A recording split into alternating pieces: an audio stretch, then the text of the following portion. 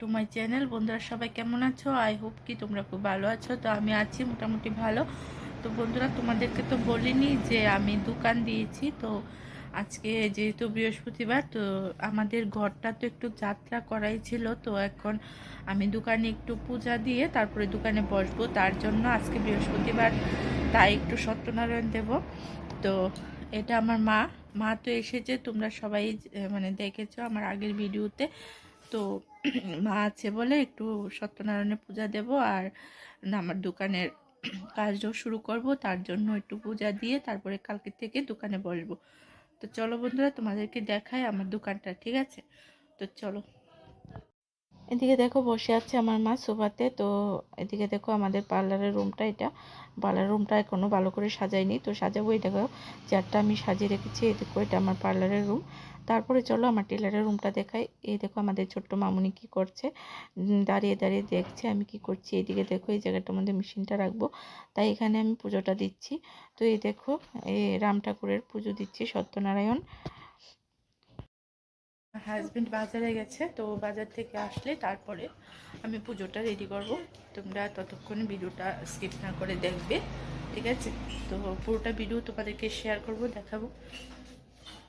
এদিকে দেখো বাজার থেকে চলে এসেছে, এখন আমি মানে ফল প্রসারিগুলি কাটছি আর সিন্নি প্রসাদ বানাবো। কারণ রাম ঠাকুরের তো সিন্নি দিতে হয়, তোমরা সবাই হয়তো জানো। তো তারপরে দেখো একটা ফলের বুক দেবো, সিন্নির বুক দেবো, তার জন্য যেহেতু পূজার আয়োজন করব এই জন্য একটা শাড়ি পরে নিয়েছি। তো বন্ধুরা ভিডিওটা তোমরা লাস্ট পর্যন্ত দেখবে, আর ভিডিওটা কেমন হয়েছে তোমরা নিশ্চয়ই কমেন্ট করে জানাবে। যারা নতুন আছে আমার চ্যানেলটাকে সাবস্ক্রাইব করে বেল আইকনটা বাজিয়ে অল করে দেবে। তো দেখো বন্ধুরা আমার পুজো মোটামুটি রেডি হয়ে গেছে, এখন আমি পাঁচালি পরবো, তারপর একটু কীর্তন করব করে টরে, তারপরে কিন্তু আমার পূজা শেষ হবে। তো ততক্ষণের জন্য তোমরা ভিডিওটা দেখো পুরোটা।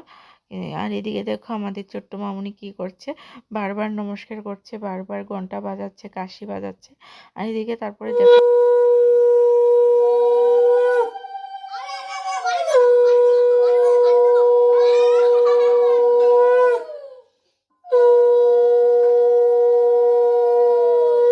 তো দেখো বন্ধুরা আমার পাঁচালি পড়া স্টার্ট হয়ে গেছে।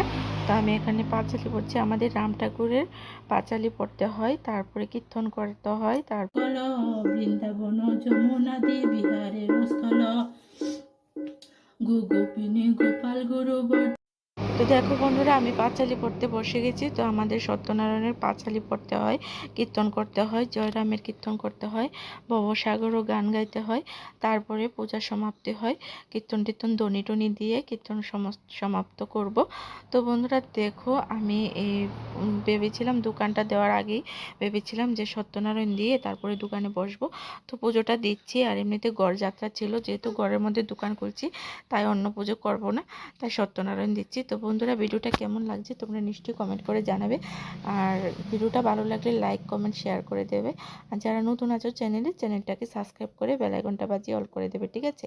তো ভালো থেকো, সুস্থ থেকো বন্ধুরা। আবারও তোমাদের সঙ্গে দেখা হবে পরবর্তী একটা ব্লগে, নতুন কিছু নিয়ে, নতুন এই ব্লগ নিয়ে, ঠিক আছে? তো ভালো থেকো, সুস্থ থেকো, টাটা।